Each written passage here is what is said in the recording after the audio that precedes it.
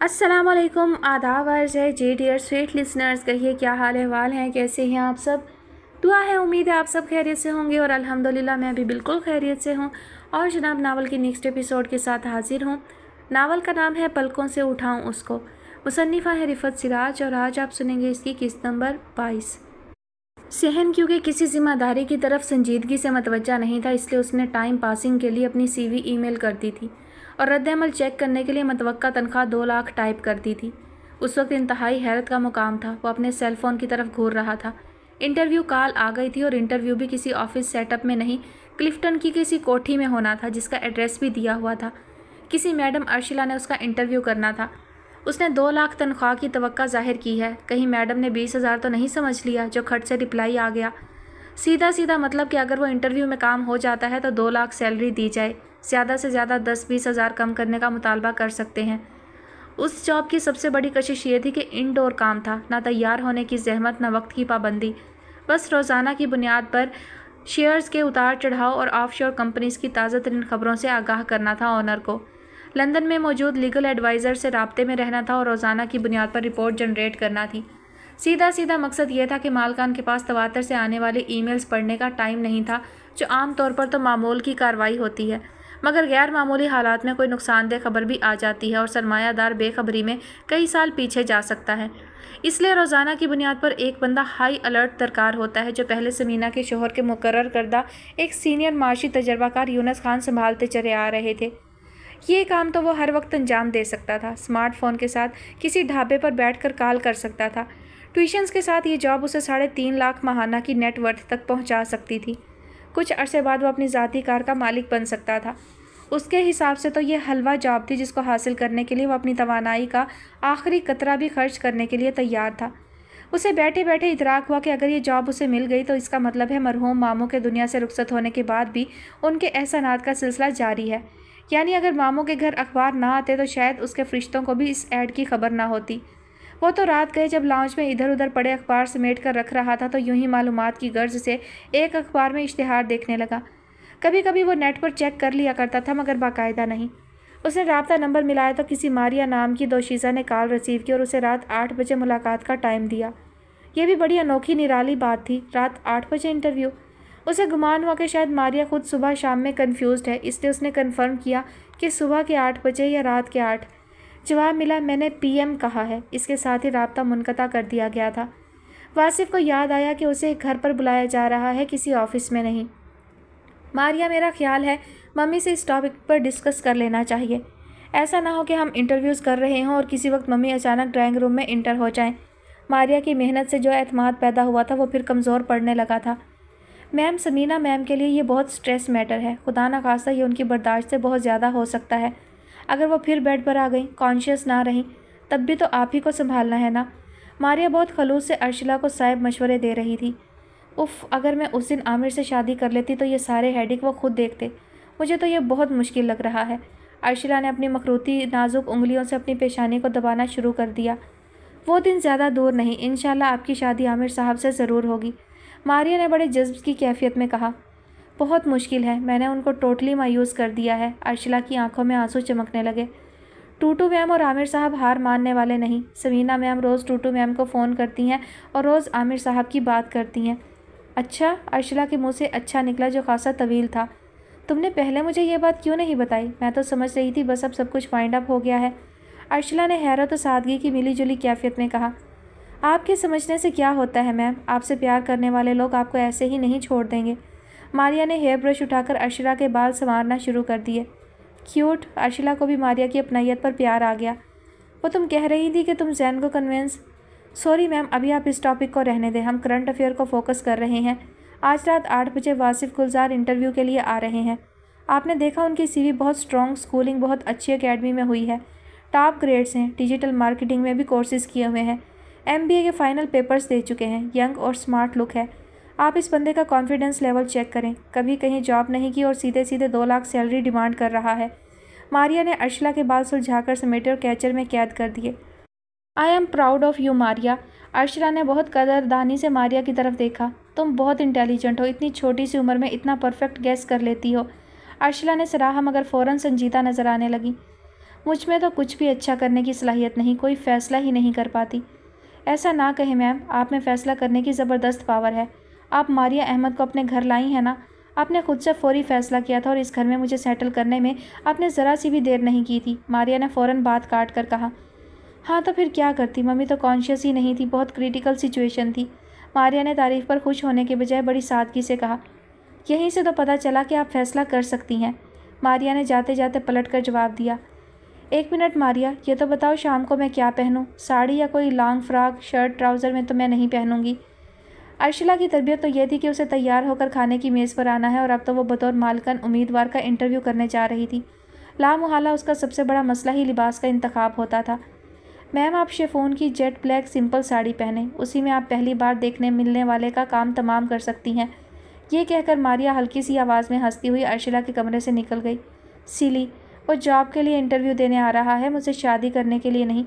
कभी कभी मारिया फ़न करती है तो बहुत अच्छा चेंज लगता है। वो मुस्कुरा रही थी। सारा रोज़ाना की बुनियाद पर नईम कुरैशी की खैरियत पता कर रही थी। रात गए तो यूं भी नींद नहीं आती थी तो वह नईम कुरैशी के बड़े बेटे अजफर से रब्ता करके नईम कुरैशी की तबीयत पूछ लेती थी। एक वज़न था जो वो अपने कांधों पर उठाए फिर रही थी। रात जब अजफर ने बातचीत के दौरान बहुत दुख भरे लहजे में ये कहा कि अंसर ने फ़री के लिए एक बहुत नामी गिरामी कंपनी जो सिर्फ वाइट गोल्ड और डायमंड की ज्वेलरी तैयार करती है और दुनिया भर के रईसों को डिलीवर करती है, फ़री के लिए एक सेट तैयार करने का ऑर्डर दिया था जिसकी मुकम्मल अदायगी भी हो चुकी है। हम वो ज्वेलरी सेट जो फ़री की अमानत है पाकिस्तान भिजवा देंगे। ये सुनकर तो गोया सारा का कलेजा फट गया था।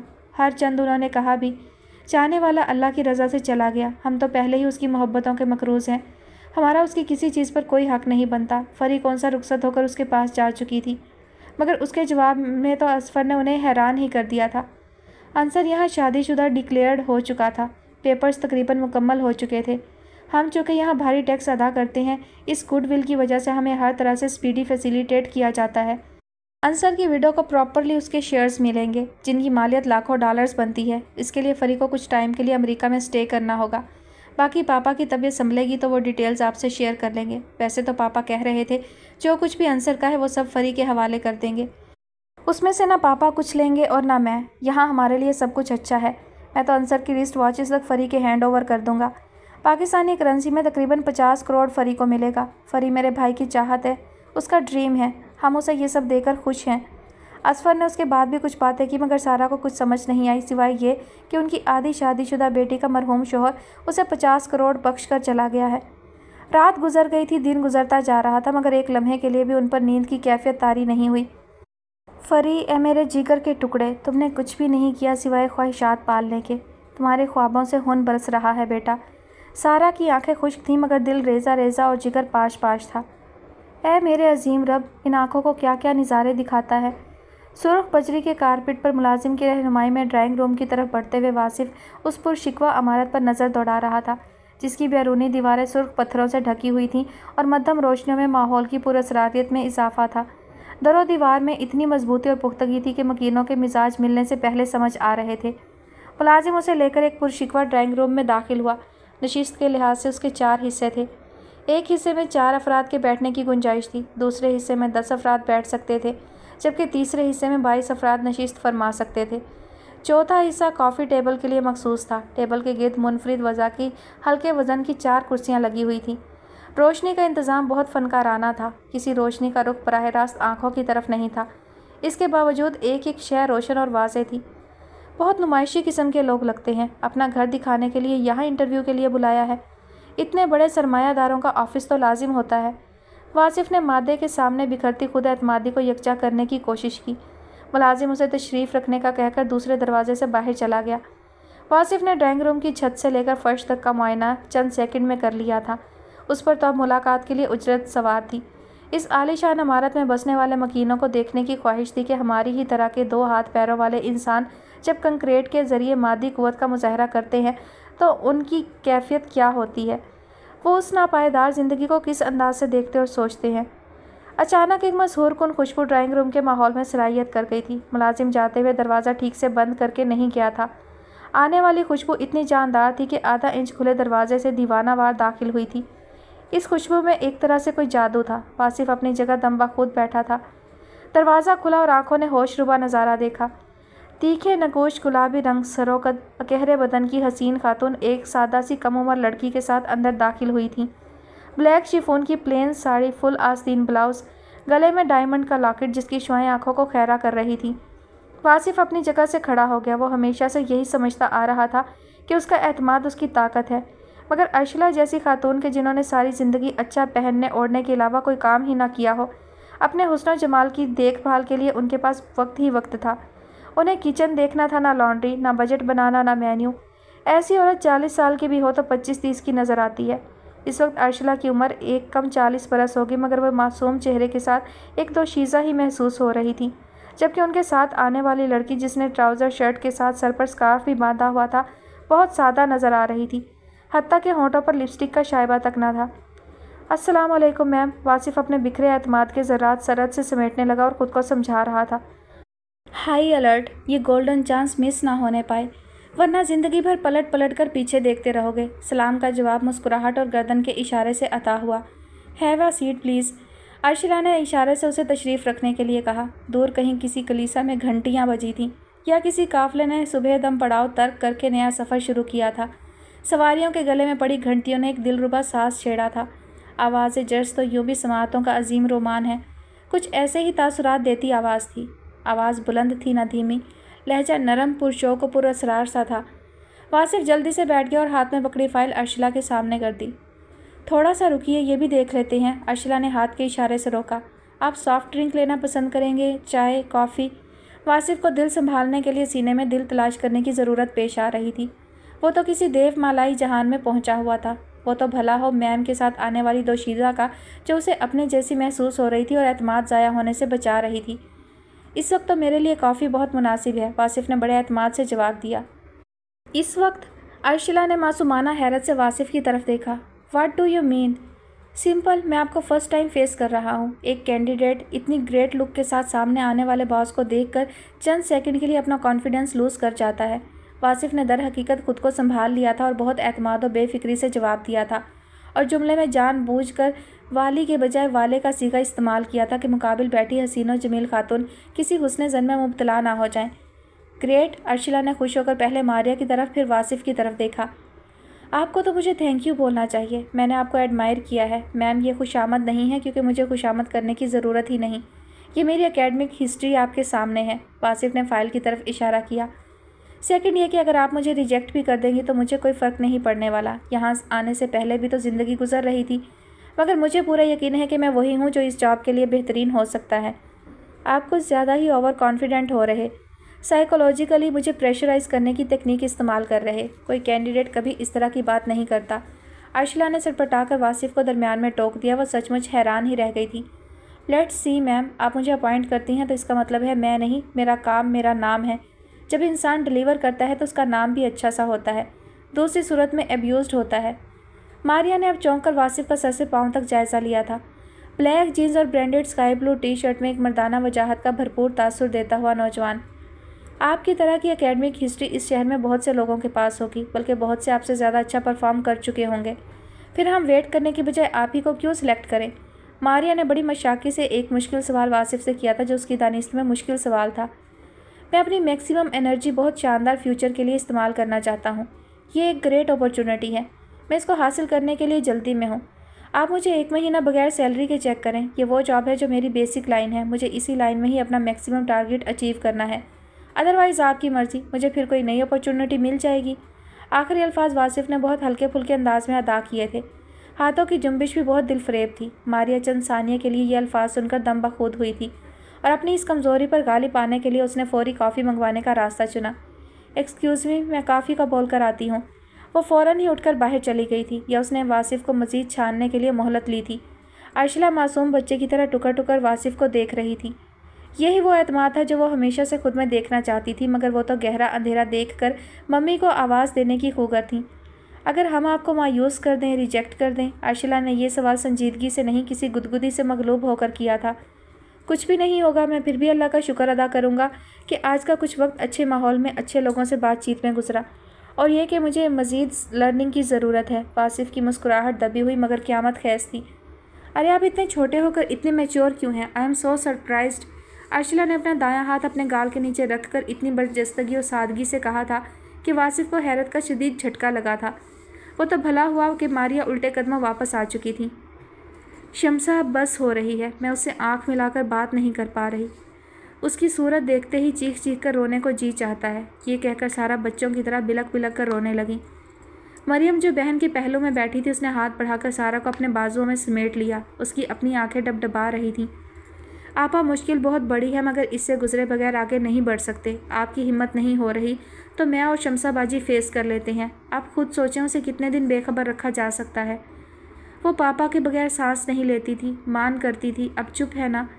दुख की इंतहा पर गहरी चुप लग गई है। खुद को समझा रही है, संभाल रही है। मरियम, यही तो असल मुश्किल है। एक अजीम सदमे के साथ दूसरा गम। इतनी छोटी सी तो उम्र है मेरी बेटी की। सारा बिलकते हुए कह रही थी। आपा, हिम्मत तो करना होगी। जितनी जल्दी वो राह से गुजर जाए बेहतर है। आगे सारी ज़िंदगी पड़ी है, ऐसे तो नहीं गुजरेगी। कुछ वक्त संभलने में लगेगा, फिर हम उसके लिए कोई अच्छा रिश्ता देखेंगे, नई ज़िंदगी की शुरुआत करेंगे। आप माँ हैं, वो दुआएं करेंगी तो अल्लाह उसे बेहतरीन साथी अता करेगा। आमीन। शम्सा के मुंह से बेसाख्ता निकला था। मरियम के अल्फाज से सिर्फ सारा ही को हौसला नहीं मिल रहा था, शम्सा की आंखें भी अच्छी उम्मीद के एहसास से चमकने लगी थीं। ठीक ही तो कह रही है मरियम। उसने कौन सा शौहर के साथ कुछ वक्त गुजारा है। पहले भी बाप के घर में थी, अब भी बाप के घर में है। मरियम बिल्कुल होशो हवास वाली बात कर रही है। भाभी, ठीक है, आप उसे कुछ ना बताएं, मैं और मरियम उसे संभाल लेंगे। शम्सा ने अपनी जगह से उठकर सारा के करीब आकर उनका हाथ अपने दोनों हाथों में लेकर दबाया। सारा ने सर उठाकर शम्सा की तरफ देखा और भराई हुई आवाज़ में गोया हुई, देख लो, बाप की नाजों पली शहजादी है। अल्लाह ही जानता है कितना बर्दाश्त कर सकती है। भाभी, ज़िंदगी तो अल्लाह के हिसाब में कैद है। जितनी लिखी है उससे एक पल ज़्यादा ना एक पल कम मिलती है। ये इंसान के इख्तियार की बात नहीं। अल्लाह हमारी मदद करेगा। ठीक है। सारा बेबसी से गोया हुई। अगर वो सब कुछ जानकर मेरे पास आई तो मैं क्या करूँगी। पहले से क्या बोलें आपा, इस रास्ते से भी अल्लाह गुजरने की तौफीक देगा, मगर अब देर नहीं करनी चाहिए। मरियम ने सारा के गाल पर मोहब्बत से बोसा दिया। अब सारा बेइख्तियार होकर मरियम से लिपट गई थी। अभी हम सिर्फ आपको 3 महीने के लिए ट्राई करेंगे। जो सैलरी आप डिमांड कर रहे हैं वही देंगे। मारिया ने अर्शिला की आंखों से खामोश पैगाम पढ़कर वासिफ को आगाह किया और पहले से तयशुदा मामलात को आगे बढ़ाया। ये सब कुछ अर्शिला और मारिया इंटरव्यू से पहले तय कर चुकी थी कि कामयाब उम्मीदवार को किस तरह मरहलावार आगे लेकर चलना है। आप तो फर्स्ट स्टेप पर ही मेरा मोराल डाउन करने की कोशिश कर रही हैं मैम, वासिफ ने बड़े एतमाद साफ गोई से कहा था। कि अर्शिला ने मासूमियत से पलकें झपकाईं। मारिया की आंखों में भी उलझन थी। यानी आपको बहरहाल मुझ पर कुछ खास एतमाद नहीं, बस मेरा कॉन्फिडेंस लेवल देखकर कुछ मार्जिन निकाल रही हैं। वासिफ ने परियों के देश से आई शहपारा को सिर्फ एक निगाह से देखकर नज़रें झुका लीं। ओह नो, बेसाख्ता अर्शिला के मुंह से ये अल्फाज निकले थे। नॉट एट ऑल, बहुत हार्ड वर्क है। हमारे यूरोप में कुछ असासे ऐसे हैं जो मेरे ग्रैंडफादर के ज़माने से ऑडिट हो रहे हैं। एक हिस्ट्री है, आपको बहुत ज़्यादा डीप में देखना और समझना होगा। अगर आपने वो सब कुछ कर दिखाया जो मुझे रिक्वायर्ड है तो आपका काम भी एक्सटेंड कर दिया जाएगा, सैलरी और फैसिलिटीज़ भी। आपको शायद 1 या 2 बार लंदन भी जाना पड़ेगा लीगल फर्म से मीटिंग के लिए। हो सकता है मैं भी आपके साथ चलूँ, if mummy allowed me. Wasif जो मौदबाना सर झुकाए सुकून से अर्शिला की बातें सुन रहा था, उसे आखिरी जुमले पर एक ज़ोरदार झटका लगा। अर्शिला को पूरी आंखें खोलकर देखने का अमल बेइख्तियारी था। मम्मी, यानी कि एक अदद मम्मी को भी फेस करना है, उसने फौरी सोचा। फरी अपना सेलफोन ऑन करके सालार साहब की मुख्तलिफ औकात में खींची गई फ़ोटोज़ देख रही थी। एक शाम जब वो अपने जूनियर के साथ बैडमिंटन खेल रही थी, स्याह टी शर्ट खाकी जीन्स में मलबूस फरी को अपने पापा इतने प्यारे लगे थे कि शॉट खेलने के लम्हे में उसने अपने सेल फ़ोन पर उनकी फ़ोटो ले ली थी। पापा, ये क्या किया आपने? ऐसे तो नहीं करते। ये देखें, आप हंस रहे हैं। आप तो बीमार भी नहीं थे, आपको तो फ्लू भी नहीं था। फरी का दिल भर आया। खुश्क आंखें फिर बरसने को तैयार थीं कि दरवाजे पर किसी ने हल्की सी दस्तक देकर उसे चौंका दिया। कौन है? उसने जल्दी से मोबाइल रखकर पूछा। मैं हूँ मरियम, दरवाज़ा खोलो फरी। फरी फ़ौरन बेड से उतर गई थी। जस्ट ए मिनट मैरी खाला। वो पाँव में स्लीपर फंसाती आगे बढ़ी। फरी जब बहुत छोटी थी तो अपने मामू की देखा देखी मरियम को मैरी कहती थी। फिर सारा ने टोक टोक कर कि खाला बड़ी हैं, बड़ों का नाम नहीं लेते, उसे खाला कहना सिखाया था। फरी ने दरवाज़ा खोला तो उसे खासी हैरानी हुई थी कि खाला के साथ फुप्पो भी थीं। फरी की आंखों में हैरानी के तासुरात फ़ौरन ही तशवीश में बदल गए थे, क्योंकि दोनों के वारिद होने का अंदाज़ खिलाफ मामूल और अनजाना सा था। क्या हुआ? आप दोनों के एक्सप्रेशंस बहुत मिस्टीरियस से हैं। फरी को ऐसे खटक लगी कि अंदर आने का रास्ता देने के बजाय वहीं खड़े खड़े सवाल करने लगी। अंदर तो आने दो, हमें पता था कि तुम जाग रही होगी, सोचा जाने से पहले कुछ वक्त तुम्हारे साथ गुजार लूँ। मुझे टाइम ही कहाँ मिला कि कुछ देर तुम्हारे साथ बैठती। मरियम ने बोलने के दौरान हल्के दबाव से फरी को एक तरफ करते हुए कदम बढ़ाए। शम्सा ने तकलीद की। इस वजाहत के बावजूद फरी कुछ खास महसूस करते हुए मुसलसल बारी बारी दोनों का चेहरा देख रही थी। दरवाज़ा बंद कर दो बेटा, तुमसे कुछ ज़रूरी बातें भी करनी हैं।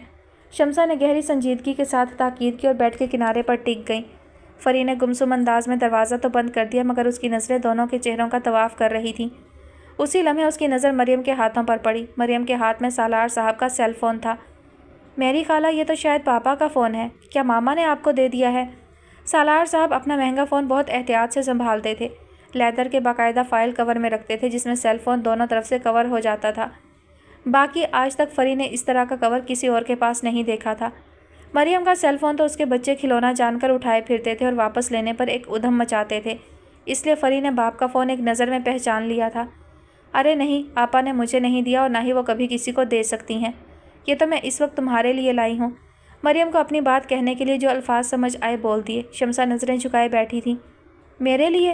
लेकिन मुझे तो पापा के फ़ोन की ज़रूरत नहीं। फरी की हैरानी बढ़ती जा रही थी। एक चंद सेकंड की फ़ोन रिकॉर्डिंग तुम्हें सुनवाना ज़रूरी है। 1 मिनट मेरे पास आकर तो बैठो। शम्सा इस तरारी कैफियत में अपने दोनों हाथ मसलने लगी। फरी ने मरियम से नज़र हटाकर शम्सा की तरफ ही देखा था। उसकी छठी हिस्स उसे खटकाने लगी। जब जहन यकसू हो तो छठी हिस्स खुद ब खुद बेदार हो जाती है। लेकिन आप रिकॉर्डिंग मुझे क्यों सुनवाना चाहती हैं? पापा की फ़ोन टॉक से मुझे क्या लेना देना? हो सकता है मामा का कोई इंटरेस्ट हो। फरी अंदर से खौफज़दा थी, जैसे किसी नई अनहोनी से उसे खौफ आ रहा हो, मगर उसने मरियम के हाथ से सेल फ़ोन ले लिया था। फ़ोन रिकॉर्डिंग में जाओ और पापा की लास्ट कॉल सुनो। शम्सा ने बेतासुर लहजे में फरी को आसानी मुहैया की। Last call? फरी हरासा होकर जल्दी जल्दी सेल फ़ोन की स्क्रीन पर उंगलियां चलाने लगी। अंदाज में उजलत और वहशत नुमाया हो रही थी। लास्ट कॉल तो पापा और नईम अंकल की है, रिसीविंग कॉल्स में। हाँ, मगर उसके बाद भी कुछ कॉल्स हैं, मगर नामालूम नंबर से। एक नहीं, कई हैं। ज़फ़र का नंबर सालार साहब के सेल में सेव नहीं था। मगर कौन सी कॉल सुनूं खाला? ये जो अननोन नंबर वाली हैं। ये भी अच्छा था कि तमाम कॉल्स रिकॉर्डेड थी। नंबर तो ये भी USA का है। फरी का सवाल बनता था क्योंकि नईम कुरैशी और सालार साहब की बातचीत तो मामूल का हिस्सा थी। पुरअसरारियत तो अनजान नंबर में थी। नहीं, मरियम को ध्यान नहीं था कि सालार साहब के सेल फ़ोन पर अज़फ़र भी कॉल कर चुका है। अरे नहीं, नईम भाई और अपने पापा की बात सुनो। मरियम शम्सा के मुकाबले में अच्छी तैयारी से थी। ये और बात कि रूह फ़रसा खबर अपनी ज़ुबान से सुनाने का हौसला दोनों में नहीं था, इसलिए मरहूम के सेल फ़ोन का सहारा ले रही थी। फरी गिरने के से अंदाज में शम्सा के पहलू में बैठ गई। क्यों मिस्ट्री क्रिएट कर रही हैं आप दोनों? मुझे ये रिकॉर्डिंग क्यों सुननी चाहिए? सुनो तो सही बेटा, देखो तो तुम्हारे पापा ने दुनिया से जाते हुए आखिरी अल्फाज क्या बोले थे। शम्सा ने फरी को बाजू के घेरे में लेकर रिक्कत आमेज़ लहजे में कहा। पापा की आवाज़ सुनकर मुझे बहुत रोना आएगा। फरी की आवाज़ पर आंसू गालिब आने लगे, मगर उसने रिकॉर्डिंग प्ले कर दी थी और दम साध कर सुनने लगी थी। कॉल इनकमिंग थी, इसलिए पहले सालार साहब की हेलो ही सुनाई दी। शम्सा और मरियम की सांस सीनों में घुटने लगी। वो सुनी हुई बातचीत एक बार फिर दिल थाम कर सुन रही थी। फरी की तरफ देखने का हौसला दोनों में ना था। कमरे में सालार साहब और नईम कुरैशी की आवाज़ें गर्दिश कर रही थीं। साथ ज़मीन के साथ तख्त और आसमान के साथ तबक भी तेज़ तेज़ गर्दिश कर रहे थे। मुख्तसर बातचीत थी जो नईम कुरैशी के हेलो हेलो पर तमाम थी। उसके बाद बगैर कोशिश के खुदकार निज़ाम के तहत अज़फ़र और सारा की बातचीत सुनाई देने लगी, जिसमें फरी के अचानक दौलतमंद बन जाने की खबरें थीं। डायमंड का सेट, रिस्ट वॉचेस, डॉलर और जाने क्या क्या। शम्सा ने नई रिकॉर्डिंग शुरू होने पर सेल फ़ोन फरी के हाथ से ले लिया। ना लेती तो फरी के हाथ से गिर जाता। शम्सा और मरियम के सर झुके हुए थे। फरी की तरफ देखने की हिम्मत नहीं थी, मगर समातें यूँ चौकस थीं जैसे घमसान का रन पड़ने के बाद का वक्फा। गोया मुतहारिब सिपाही अचानक और असर-ए-नौ होने वाले हमले के लिए मुकम्मल चौकस हों। एक दिल हिलाने वाला सन्नाटा तारी था, जैसे गुज़रगाहों से परे किसी घने जंगल में शाम का सन्नाटा, जहाँ शाम के मानी रात का मुतबादिल होते हैं। परिंदे खामोश, दरिंदे चीर फाड़ के बाद मदहोश। ऐसी दिल हिलाने वाली खामोशी एक सुपर लग्जरी बेडरूम में तारी थी। बिलाखिर शम्सा के हवास इस खामोशी का वार ना सह सके।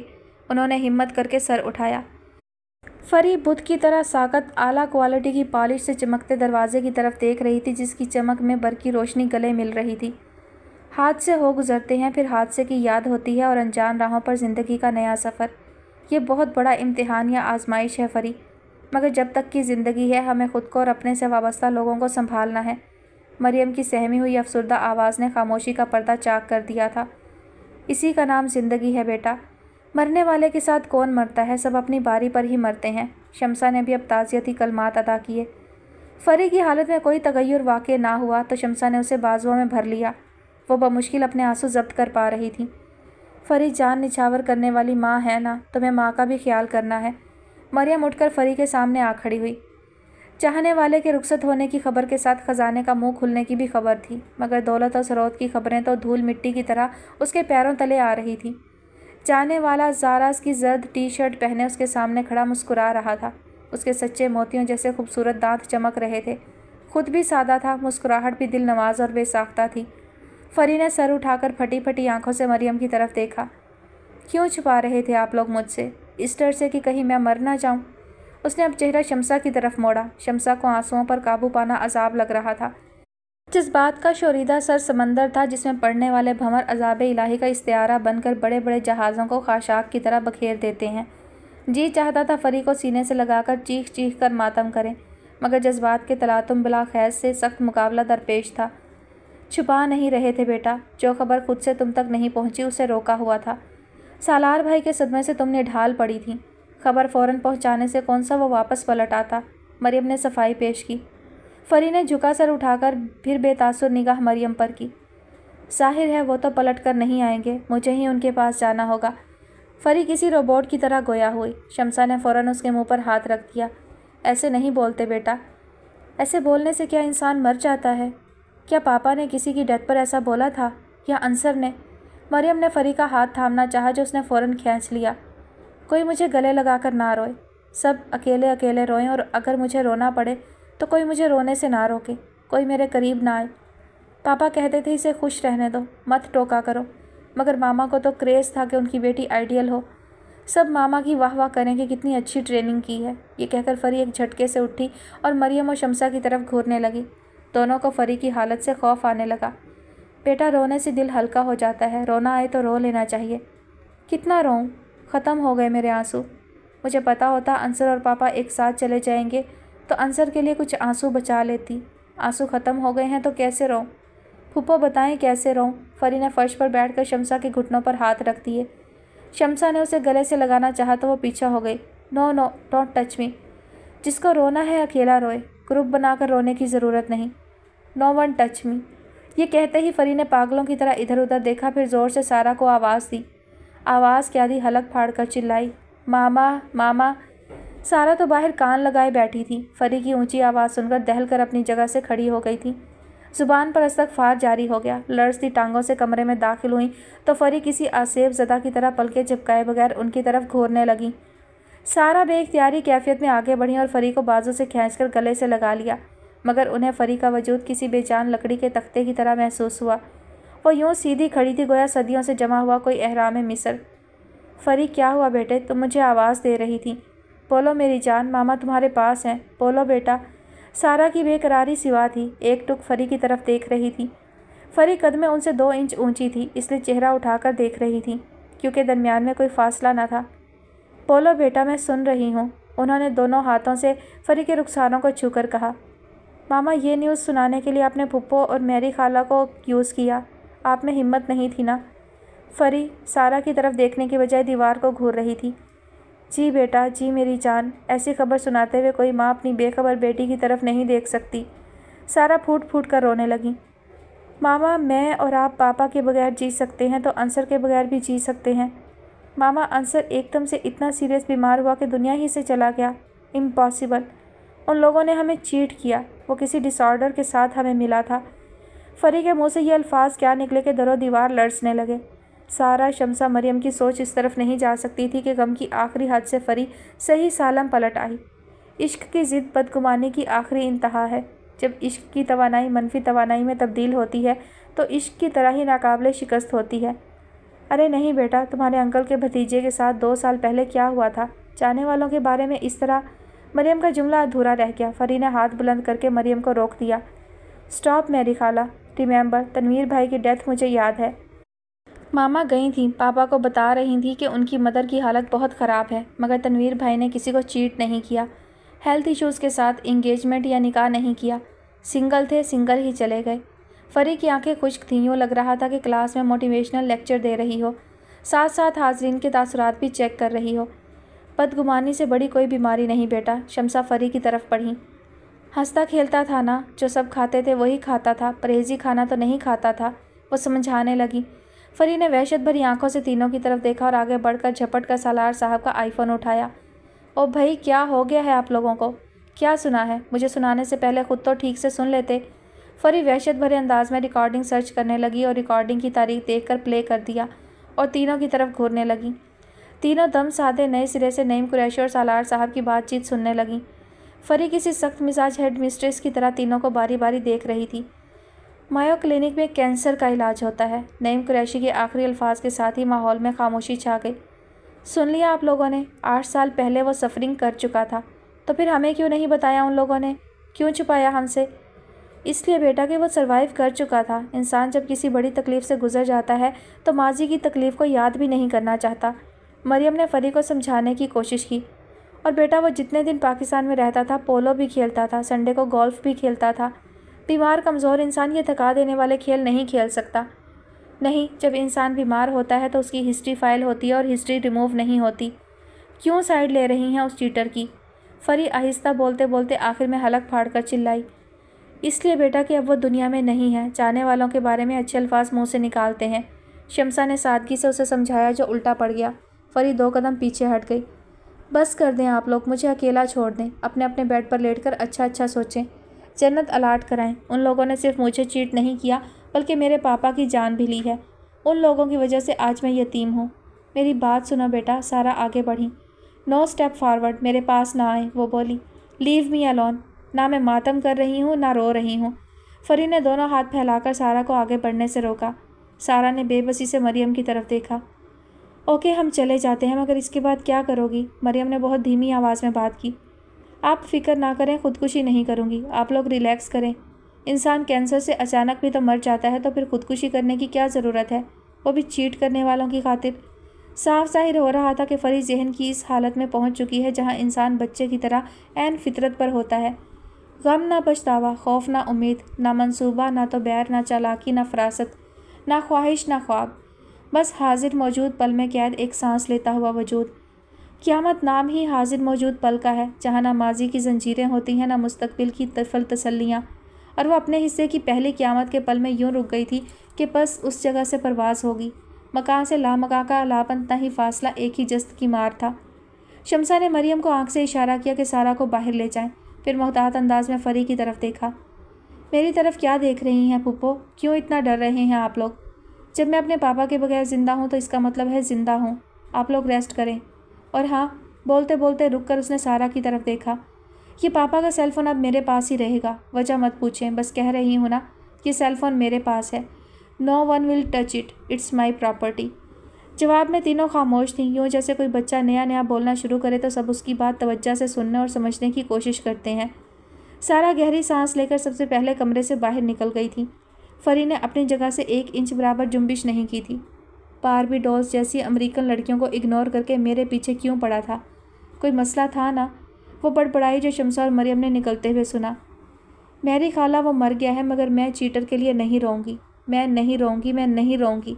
फरी ज़ोर से चिल्लाई थी, फिर बिलक बिलक कर रो पड़ी। शम्सा ने गोया भागकर उसे अपने सीने से लगाया था। मरियम दुख से पत्थर बनी देख रही थी।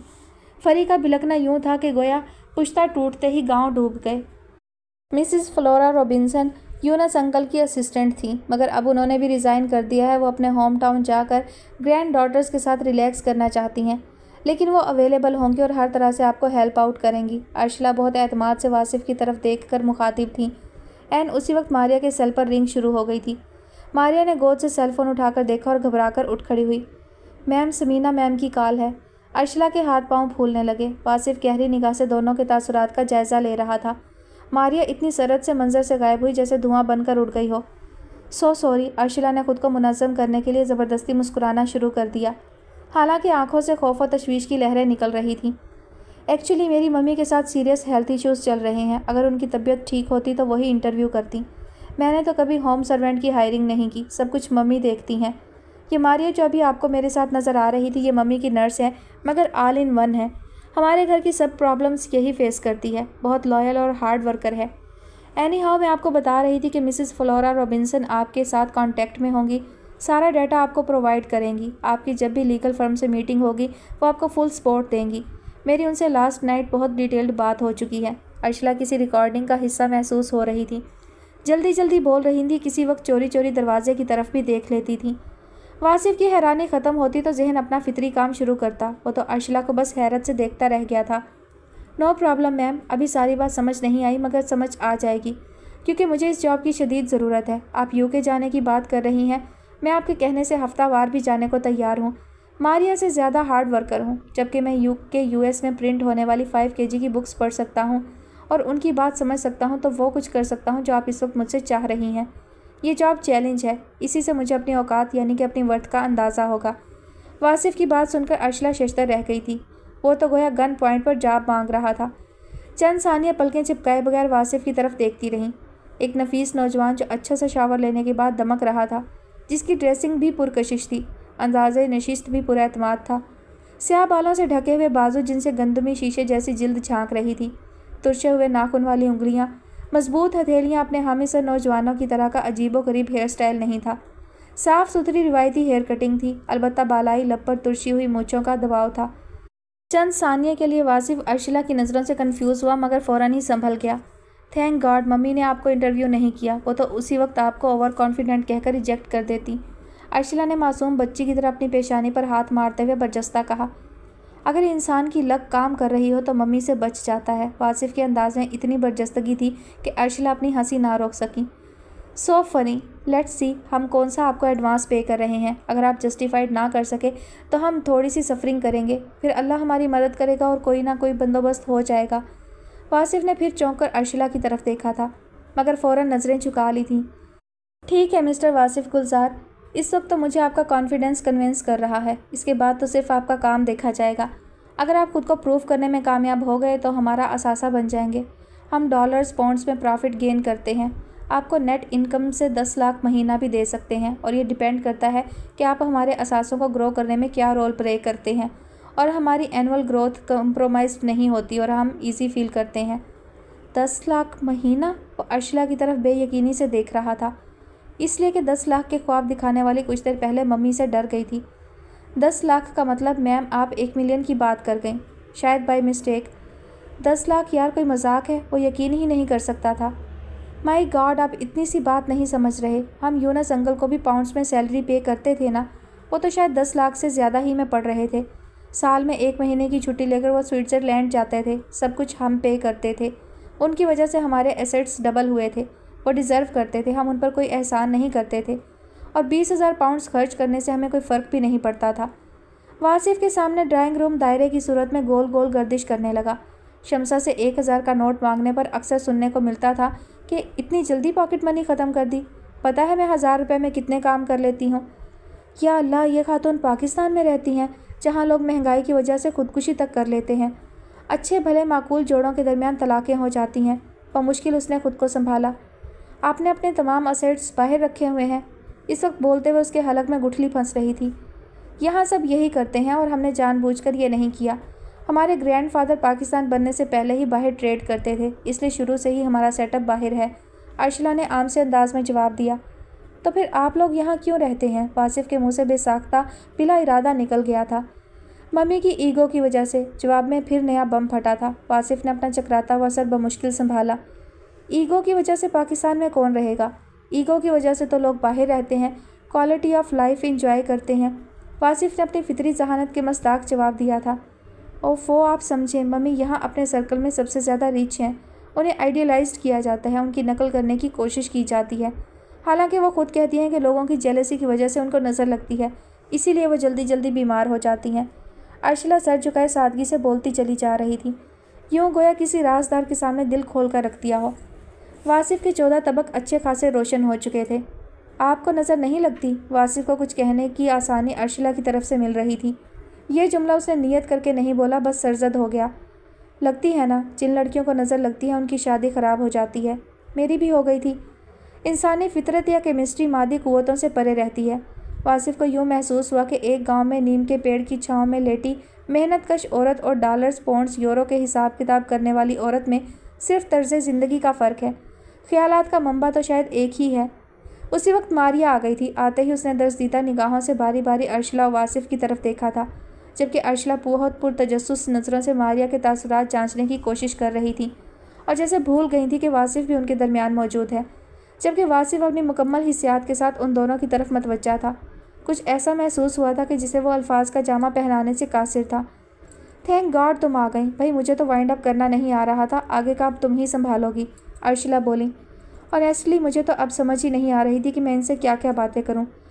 मैं तो किसी अनजान बंदे से इतनी देर बातें कर ही नहीं सकती, मगर मिस्टर वासिफ में बहुत स्पार्क है। इनसे बातें करके मुझे बहुत अच्छा महसूस हुआ। अर्शला मारिया से बात करते करते वासिफ की तरफ पलट कर देखने लगी। Nice to meet you. आपने मिसिस फ्लोरा के बारे में बता दिया ना मैम। मारिया खासी फिक्रमंद नज़र आ रही थी कि उसकी गैर मौजूदगी में अर्शला जाने उस नौवालिद नौजवान से क्या कुछ कह बैठी हों। यस ऑफ कोर्स, सारी डिटेल्स शेयर की हैं। अब तुम वासिफ को गाइड करना, मैं मिसिस फ्लोरा से कांटेक्ट में हूँ। वो वासिफ को स्काइप पर लेकर इन्हें काम भी समझा देंगी और फाइल्स भी शेयर कर लेंगी। ओरिजिनल हार्ड कापीज़ तो मम्मी के सेफ में होती हैं, ज़रूरत पड़ी तो वहाँ से ले लेंगे। ओके। अब अर्शला की मुखातिब 100% मारिया थी। वासिफ अर्शला की तरफ गाहे गाहे देख रहा था और सोच रहा था, यहाँ भी ख़राब शादी का तज़किरा, मगर इल्ज़ाम किसी इंसान पर नहीं, किसी नामालूम हासिद की नज़र पर था। पता नहीं कौन था। शादी करने से पहले ही बेवकूफ़ था या इतनी बड़ी रईस खातून से शादी करने के बाद मत मारी गई थी। खातून भी सादगी में 8वां अजूबा, बेज़रर सी। मरियम के जाने के बाद घर में सहमा देने वाला सन्नाटा तारी था। बड़े वसी घरों में बंद कमरों के मकीन यूँ भी अक्सर नूरी सालों के फासलों पर चले जाते हैं। मध्यम रोशनी और लॉन में झींगरों की आवाज़। पोश एरिया के रिहायशी हिस्से हमेशा कमर्शियल एरिया से काफ़ी फासले पर होते हैं, ताकि रईसों की पुरसकून ज़िंदगी में गैर मतलूबा मुदाखलत के ज़ख्म ना लगें। यानी वो घर जिसमें अचानक मर्ग का सानिया हो गुजरा हो, फिर उस पर मुस्तज़ाद जंगल की रात जैसा सन्नाटा। शम्सा काफ़ी देर बेकरार सी इधर उधर टहलती रही। वासिफ को फ़ोन किया तो उसने बिज़ी पर लगा रखा था।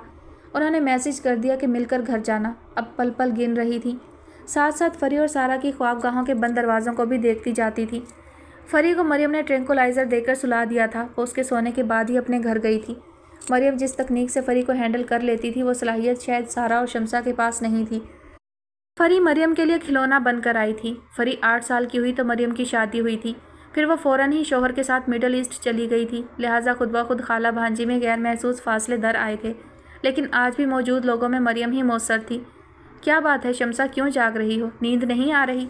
अकब से सारा की सरगोशी नुमा आवाज़ उभरी तो शम्सा अपने ध्यान से चौंक पड़ी। कुछ नहीं भाभी, वो शायद वासिफ रास्ते में है, उसका इंतज़ार कर रही हूँ। पता नहीं उसने खाना खाया या नहीं। शम्सा ने पास खड़े भावज को सर उठाकर देखा। ओफो, माशाल्लाह जवान लड़का है, अपना कमाने लगा है। भूख लगेगी तो कहीं भी अपनी पसंद की कोई चीज़ खा लेगा। तुम तो ऐसे इंतज़ार कर रही हो जैसे वो ग्रेड 1 में पढ़ने वाला बच्चा है। सारा की नज़रें फरी के कमरे की तरफ तवाफ़ कर रही थीं। वो बस उसे एक नज़र देख लेती हूँ तो सुकून मिल जाता है। सुबह का निकला हुआ होता है। ये तो है, औलाद वाकई नेमत भी है और आजमाइश भी। सारा ने ठंडी आह भरी। आप भी आराम कर लें भाभी, सुबह से उठी हुई हैं, आने जाने वालों के साथ बैठती हैं। शम्सा ने हमदर्दी से सारा की तरफ देखा। पता नहीं, नींद तो शायद गुम हो गई है शम्सा, और सालार के बाद तो जैसे मेरे सारे काम ही ख़त्म हो गए। उसी वक्त शम्सा के सेल पर रिंग हुई। वासिफ की कॉल आ रही थी। शम्सा ने जल्दी से कॉल वसूल की और बेकरारी से गोया हुई। जी बेटा, कहाँ हो? माँ आप रेस्ट करें, बहुत लेट हो गया हूँ, घर जा रहा हूँ। कोशिश करूँगा सुबह आपसे मिलता हुआ जाऊँ। खुदा हाफिज़। वासिफ ने शम्सा को मज़ीद बात करने का मौका ही नहीं दिया और अपनी तरफ की बात पहुँचाकर राब्ता मुनक़ता कर दिया था। शम्सा ने थके थके अंदाज में सेलफ़ोन मरकज़ी मेज़ पर रख दिया। क्या कह रहा है? सारा ने अपनी सूजी हुई आंखें हथेलियों से मसलते हुए पूछा। सुबह आने का कहता है, कह रहा था बहुत लेट हो गया हूँ। तो ठीक है, अब तुम भी आराम करो। सारा दिन मसरूफ़ रहती हो, आने जाने वालों का चाय पानी भी देखती हो, हमारे पेट भरने का बंदोबस्त भी करती हो। इस वक्त तुम्हारा साथ मेरे लिए किसी नेमत से कम नहीं। सारा के लहजे में जज्बा तशक्कुर गालिब था। What ever he is over confident, मगर लुक बहुत ज़बरदस्त है। मैं तो तुम्हारी शादी का सोचने लगी हूँ। इतना अच्छा लड़का कहाँ मिलेगा? अर्शला चेंज करने के बाद लाउंज में मारिया से वासिफ के बारे में तबादला ख्यालात कर रही थी। मारिया हक्का बक्का होकर अर्शला की शक्ल तकने लगी। मैम, सिर्फ लुक्स देखकर कौन शादी करता है? बाज़ लोग बहुत ज़्यादा शार्प होते हैं, सेकंड में इम्प्रेस कर लेते हैं, और फिर उसने खुद भी तो आपसे कहा है कि वो हर सूरत ये जॉब लेने की कोशिश करेगा। वो उसे लाइफ की गोल्डन अपॉर्चुनिटी कंसीडर कर रहा है। That's great. वो जो सोचता है कह जाता है, ये तो बहुत अच्छी बात है। मुझे तो वैसे भी हिपोक्रेसी से नफरत है। अर्शिला ढीले ढाले बड़े बड़े फूलों वाले गाउन में मलबूस खुले बालों में अपनी मखरूती उंगलियां चलाते हुए खुशगवार मूड में मारिया की तरफ देख रही थी। मैम, अभी तो उसने प्रूफ होना है, अभी तो हम सिर्फ उसके ज़ाहिर से इम्प्रेस हुए हैं। अम्मी कहती हैं अगर किसी को अच्छे से परखना हो तो उसके साथ खाना खाओ या उसके साथ सफ़र करो या पैसों का लेन देन करो। मारिया के लतीफ़ जज्बात बेदार हो रहे थे, मगर वो हालात के सर्दो गर्म से गुजरने वाली पुख्ता सोच की हामिल लड़की थी। उसने बहुत बावकार अंदाज में अर्शिला की छेड़छाड़ हजम कर ली थी। ये कौन सा सफ़र है, उर्दू वाला या इंग्लिश वाला? अर्शिला के एहसासात इस वक्त बहुत नरम और खुशगवार थे कि मुलाकाती बेमज़ा करके नहीं गया था। आपको पता है तो मेरी अम्मी का ताल्लुक़ लखनऊ से है। वो बहुत अच्छी उर्दू बोलती हैं और कहती हैं कि दिल्ली वालों को जीना तो हमने सिखाया है। जब दिल्ली में आफत बरपा थी तो लखनऊ वाले बहुत अच्छी ज़िंदगी गुजार रहे थे। ओह, वेरी इंटरेस्टिंग। अर्शिला ने खुश होकर मारिया की तरफ देखा। और तुम्हारे अब्बा? वो अफ़गानी पठान थे। उनके नाना हमारे नाना के साथ ट्रेड करते थे। इस वजह से मेरी अम्मी की शादी आउट ऑफ कम्युनिटी में हुई। वाह! अर्शिला की आंखें अरसा दराज बाद शरारत से चमक रही थीं। तुम तो बहुत सुपर कॉम्बिनेशन हो, लखनऊ और अफ़गानिस्तान का। ये सुपर कॉम्बिनेशन ही तो सफ़र कर रहा है मैम। मारिया की आंखों में उदासी तैरने लगी। मैं तुमसे अच्छी अच्छी बातें कर रही हूँ, तुम मुझे डिप्रेस्ड करने लगी हो। अर्शिला ने बड़ी दिल नवाज अदा से मारिया की तरफ देखा। सॉरी मैम, मेरा ये मतलब नहीं था। मारिया एकदम घबरा गई। तुम तो मेरे घर में हो, ये लड़का भी घर का कर लेंगे, बड़ा मज़ा आएगा। अर्शिला को फिर वासिफ याद आ गया। असल में वो खुद उलझी रहती थी, इसलिए एक नौजवान का काबिल रश्क एतमाद देखकर मरूब हो गई थी। मैम, मैंने खुद पर ख्वाब देखने पर पाबंदी लगा रखी है। बस गहरे समंदर की लहरें हैं और मैं बहती जा रही हूँ। जैसे अल्लाह मियाँ ने आपसे मिला दिया, ऐसे ही मुझे फेवर करने वाली चीज़ें खुद ब खुद मिलती चली जाएंगी। इस बार मारिया के लहजे में बला का एतमाद था। अर्शिला ने उसे नज़रों ही नज़रों में सराहा। अच्छा छोड़ो, मैं मजाक कर रही थी। अभी तो ये सोचना है कि मम्मी तक ये सारे अफेयर्स कैसे पहुँचाएँ। अर्शिला के सामने अचानक समीना आ खड़ी हुई। समीना के तसव्वुर के साथ ही घबराहट शुरू हो गई। मैम, आप यकीन कर लें, समीना मैम अब कोई अहम अपॉइंटमेंट करने के लायक नहीं। वो डिमेंशिया की तरफ जा रही हैं और किसी भी सूरत साइकोलॉजिस्ट से मीटिंग के लिए तैयार नहीं है। आपको पता है जब हम इंटरव्यू कर रहे थे तो समीना मैम ने मुझे क्यों बुलाया था? मारिया उठते उठते फिर बैठ गई। हाँ सॉरी, मैं तो पूछना ही भूल गई। क्या कह रही थी मम्मी? अर्शिला फ़िक्रमंद नज़र आने लगी। वो मुझे कह रही थी कि खाना देने से पहले मेडिसिन क्यों दी थी, जिसकी वजह से मैं गहरी नींद सो गई थी। हालांकि मैंने आज उन्हें 15 मिनट पहले डिनर करा दिया था, मगर उन्हें याद ही नहीं था। अब सोच लें मैम, इतना पुराना सेटअप है, आप इग्नोर या डिले करेंगी तो सब कुछ शेक हो जाएगा। फिर कैसे संभालेंगी?